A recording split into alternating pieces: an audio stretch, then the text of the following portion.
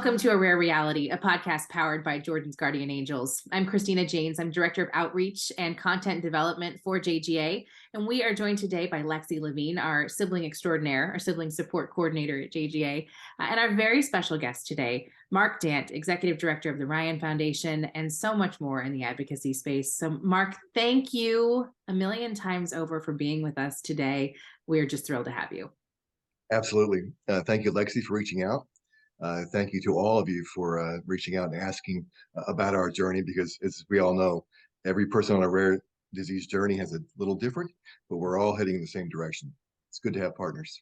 It's absolutely what we wouldn't do without our world together. So tell us a little bit about the Ryan Foundation, what you do, how you came to be. Tell us the story. Sure. It's a 30-year journey, which is actually a good thing for all of us. My wife and I moved to Dallas shortly after, actually the weekend after getting married, to start our careers. We decided how many kids we would have. We bought a house, we got a dog, and we had our first child, Ryan. Everything's fine. He beautiful, healthy, happy, left-handed little boy, just loved sports, loved everything in life. At 3.5, we decided to put him into a kind of a more structured daycare so he could learn to be a big brother, be around other kids. The pediatrician was very astute and saw that his liver and spleen were too large and some other things. But he was so nervous that he actually turned around and he made an appointment with the geneticist at Dallas Children's Hospital, which is all of us in the rare disease world know that those appointments are few and far between, usually 3 to 6 months now sometimes. But Ryan got an appointment in 2 weeks, which was a miracle. I was so focused on work, I didn't go because there was nothing wrong with Ryan. When Jean came home and said that there was an appointment, still didn't bother me because there's nothing wrong with Ryan. Jean went to the geneticist. She came back and said, he's worried about some weird disease. And I said, there's nothing wrong with Ryan. I'll go with you when the tests come back. The weeks go by, we go back to hear that there's nothing wrong with Ryan. And told us that Ryan had this really rare disorder called mucopolysaccharidosis type 1. No one on earth has ever heard of it. And that Ryan would pass away within a decade. There was no science. There was very few physicians or doctors or scientists working on it. There were no drug companies interested in a rare disease. In a nutshell, Ryan would suffer. He would lose the ability to walk. He wouldn't play sports at all. He would end in a wheelchair, probably deaf and blind, mentally challenged, and would pass away. And there was nothing we could do about it. This journey sounds so familiar to all of your listeners because we've all heard these stories. We're all walking that journey. So Jean and I went home and did what we all do. Nothing for a year. We cried on the floor next to Ryan's bed, literally every single night, waiting for nothing to change. I would spend my off time going to the public library to learn everything I could because these were the days before the internet. It's weird, but every day I'd go to the library. I'd run copies of things that maybe I could learn. And I realized that there was no answer unless it was going to be in science. I stumbled across a book on how to start a nonprofit. We started a nonprofit with a really dumb idea we had to raise. We raised $342. But for some reason, getting up off the floor and doing something to try to change Ryan's future made us feel better. All of our friends gathered and we had more fundraisers and more fundraisers. And thus was the beginning of the Ryan Foundation. A search for treatment to buy time for better science to come along. And that was our only goal, was to treat Ryan and save him. And how is that journey today? It's been a long journey, which is good news. We found a scientist at the worldwide search. My wife worked for Americans, so we could fly wherever we wanted to seek out science. We found one working behind a World War II era bungalow in the county hospital in Torrance, California. No one was working with him, but he found what's something called an enzyme replacement therapy, which Ryan's body is not able to produce an enzyme that breaks down proteins in the cell. And without that enzyme, the cells die and the body gives out. We developed a synthetic enzyme in 1998, February 13th. We call it Ryan's second birthday. 8 weeks before his 10th birthday, Ryan received his first 4-hour IV infusion of this new drug. 10 kids in a trial. They all improved. In May of 2003, the drug was approved. It is now treating children and adults in 75 countries worldwide. Ryan went on to graduate high school, which we knew he never would do, got his driver's license, went on to college, worked for the SMU football team as a equipment manager, then went to the University of Louisville, where he always wanted to go, graduated, worked for the football team, moved back to Dallas, married his longtime girlfriend last summer, and about a month ago, they bought their first house. So they're all dreams that came true because of the efforts of those who said, we're not going to give up. You're not alone. You can make a difference. And finding the right scientists who refuse to give up gave Ryan hope. So now every week for 4 hours, Ryan is hooked to an IV and puts back in his system where he can't make himself. He's had a lot of health challenges. He said 14 surgeries, more to come. But he works in the patient advocacy space for a biotech company in San Francisco called Grace Sciences, working for ultra rare disorder called NGLY1. And we're very proud of him for not giving up. And we're very proud of the community who said, this rare life is important and it can make a difference. And it has and still is. I mean, it is incredible, and it will give so much hope to these families who are out there who are just starting this journey that this is possible and it is something that can be done. And I think when you tell the story, it really does so remind me of our founders at Jordan's Guardian Angels, Joe and Cynthia Lang, who got a diagnosis for their daughter Jordan and said, great, now that we know what this is, fine, we're going to fix this. We're going to figure out a way, and we're going to build a team, and we're going to put together a nonprofit. And Joe says on a regular basis, I'm just a dad who wanted to, help his child. And I mean, I think you can understand that feeling, that sentiment. Everything is overwhelming in the world that you're not familiar with. So my real job is I retired a few years ago with 32 years as a police officer, just outside of Dallas, Texas. I knew nothing about science, nothing about cell biology, nothing about rare disease. I'd never heard the term orphan disorder. I knew nothing about advocacy. I'd never been to Washington, D.C. other than one time in seventh grade with my family. And I knew no one else with a disease called MPS1. I didn't know how to get a hold of them. And so that's where we ended up on the floor next to Ryan's bed, where I used to think about everything that we had thought would happen in our home. I call it wandering through the home that might have been, every night, over and over, but realizing one day nothing changes if nothing changes. Right. So we had to do something different, just like your founder did. He jumped into the world he knew nothing about and is making changes through the help of others and finding others who will do the same. Absolutely. I mean, we talk about the science, and Lexi, you can speak to this with working with Dr. Wendy Chung on a regular basis, that the science is so broad and it is overwhelming, but it's happening so fast in so many different realms.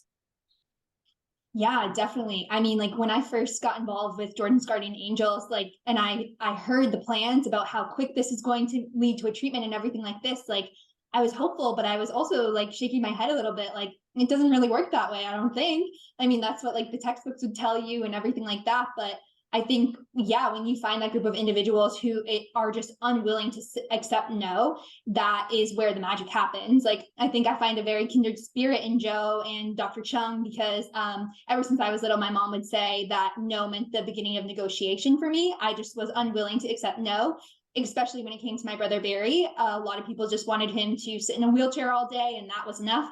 But for me, it was not. I was determined to give him as normal as a life as possible. And when I think back to as he was passing away, and I promised him that I would find out what had happened to him, as he wasn't diagnosed when he passed away, and that I would do everything in my power to make sure it didn't happen to everyone else.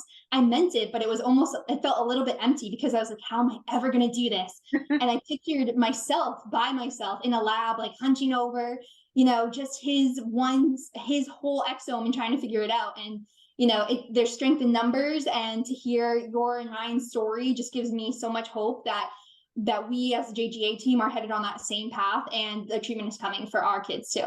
Mm-hmm. Absolutely. The most amazing part of what you just told me was the reality that just as your founders knew there was no roadmap, and Lexi, you knew there was no roadmap to find the treatment to change the lives. There's no roadmap for any of us, whether we're on the rare journey or not. There still is no roadmap. You have to build the road. And the only way to do that is to stand up, take a step, and start building. You'll find others that will help you. And I think that's what we're finding too, is I had mentioned to you before that we had our families together in July for our family conference, and it was wonderful to see everyone come together. The power of those strength, the strength in numbers there is just incredible. We had so many of our family members stand up and say, okay, when we hear the term advocacy, it's terrifying, because where do we even begin? How do we invoke change? How do we make this happen? And I think that's a message that you can bring to our families, because look, you knew nothing about the science of all of this, and yet you have made such huge strides in the advocacy realm. Where do we begin? Where do our families begin? Like, I keep saying the same thing, but it is true. You begin by standing up and trying. You're not going to know what to do. My wife and I had no idea what to do. Mhm. And looking back at a bake sale, that was really a dumb idea. How are you going to find a treatment or fund a scientist or do anything with $342? But that bake sale was the beginning of it, how everything would change for our family by having the strength to find that scientist, as your team has already done, the strength to keep moving forward. So I think the most important thing is, we've all heard this before, is simply do not give up. Mhm. You're going to hear no. You're going to see the word no more times than you'll ever be able to fathom. But it doesn't mean stop. It means, like you said earlier, Lexi, no is the beginning of the negotiation. Keep going. Right. Right. Before the internet, when we were raising funds, it was all door to door. I can't tell you how many thousands of people who were so nice, and then they would end the conversation, but no, you have to keep going and realize somebody has an answer. You can partner with that person when you find Absolutely. And tips for new advocates to get ready? them. Different ways to advocate. Mhm. One is to simply tell your story. And that's the most important thing, is every life changes another. Mhm. If you allow your story to go out into the world, your story will touch someone else who has a piece of that with them. And then they'll touch someone else. The first and most important thing is find the courage within. If you cry, that's okay. If you don't cry, that's okay. Uh, I can't tell you how many times, I'm not a crier, but I cry all the time when I talk about Ryan, just Yeah. because uh, it was really a really sad story, and it still is for so many kids with NPS, the other disorders. We're not done. Um, so the tips would be simply find the courage within to tell your story, and don't worry if you tell it wrong, because you didn't. Mhm. Your story is your story, and no one knows it better than you. Mhm. Second thing is find others who will help, and not everyone will help, and that's okay. But you'll find some that will. And the third is, if you can, learn as much as you can about the basic science of what you're working forward. It will help you communicate with other scientists. They'll respect you a little bit more because you're doing your homework to try to understand. Sure. And don't don't forget about the federal and state policy. I know that can be overwhelming, but the deepest pockets we have are tax pockets. And the National Institutes of Health and organizations in DC fund a lot of great science and change things in the home for every person with a rare disorder. Um, we elect those folks, and they're no more important than we are. When you walk into an office, whether it's in Washington, D.C., or in your state legislative office or your local office, um, have the courage to tell your story, because that's what moves the mountain. Sure. It's you and your story. Yeah. 100%. Um, you guys haven't stopped here. I mean, now you're looking at the big picture and funding science and how to's and laying the groundwork for other groups to grow as well. What does that feel like, to know that you're making a difference, not only for children who have similar ailments that Ryan has, but for the greater rare disease community? This conversation today motivates me beyond words, because it tells me that way back when we were in the same pain of the parent who will be diagnosed today with a rare disease or a disease they've never heard of, and their future's now been predicted. We've been told that our future has now been predicted. That's a very lonely pain, because the one thing we don't want to know is what's happening tomorrow. When that gift is gone, it hurts. Um, but I think, once again, the most important thing is to have the courage to say, no one knows what's going to happen tomorrow, and I will not quit. Mhm. looking back on Ryan's discovery or Dr. Emil Kakka's discovery, in those days, there were no treatments for a myriad of diseases. Dr. Kakka himself calls it the golden age of rare disease. It was kicked off by that time frame, by basically that drug, where it built the business model that says that investors can invest in rare disease and there can be a profit, and therefore more money will come in and drugs will be produced. I see children with disease called Meritolame or Morquio or Pompe or Fabry, a myriad of diseases that are now being treated off the same type of technology that was built off of Ryan's drug. One block falls, so many other kids are treated, and so many adults now have a life that they can wait for even better science to come along. We don't know what's going to happen. We can challenge our future by trying. Absolutely. Lexi, I see you nodding because I feel like you are also building yourself for the future and helping in these ways too. Yeah, definitely. I mean, I resonate with so much of what you say, like the just speak up. I had the honor of attending a state advocacy day for the first time this past year. And, I was really nervous because it was my first time advocating formally like that.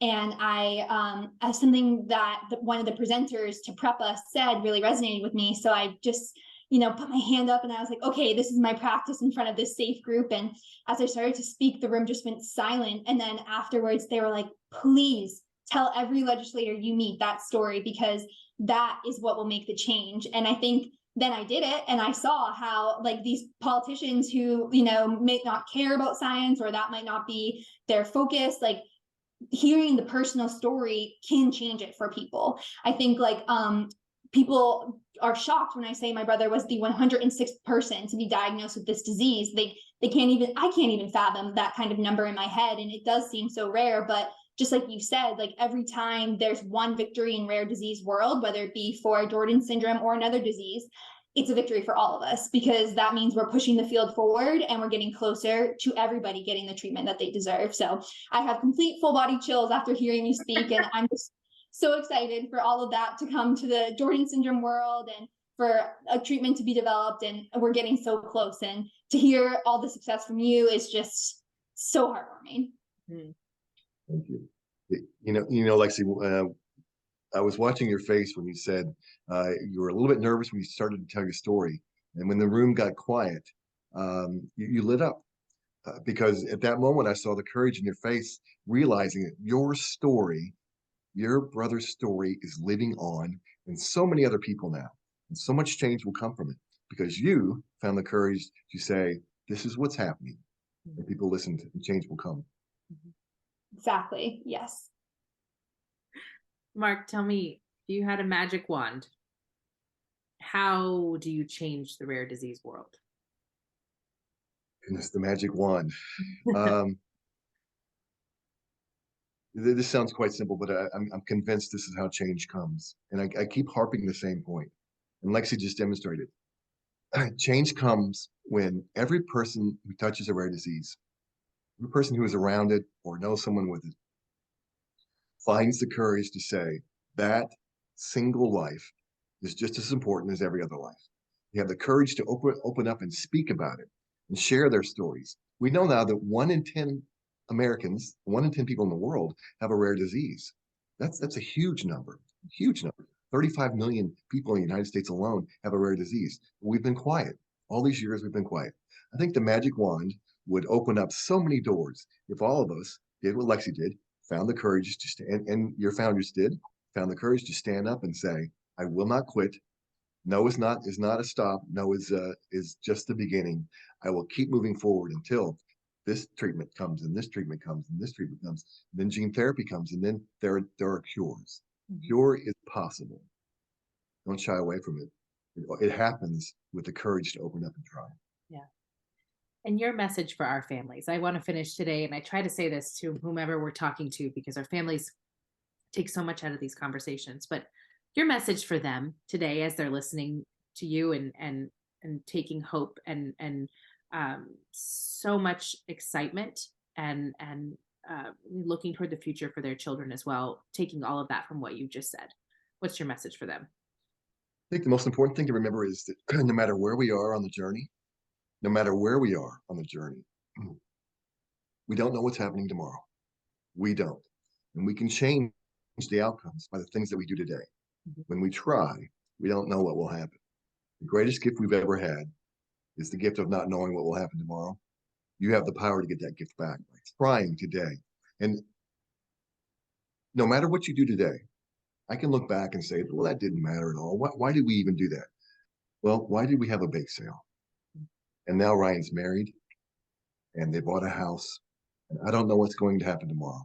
And the greatest gift ever came from not something huge, but one small thing. Just try.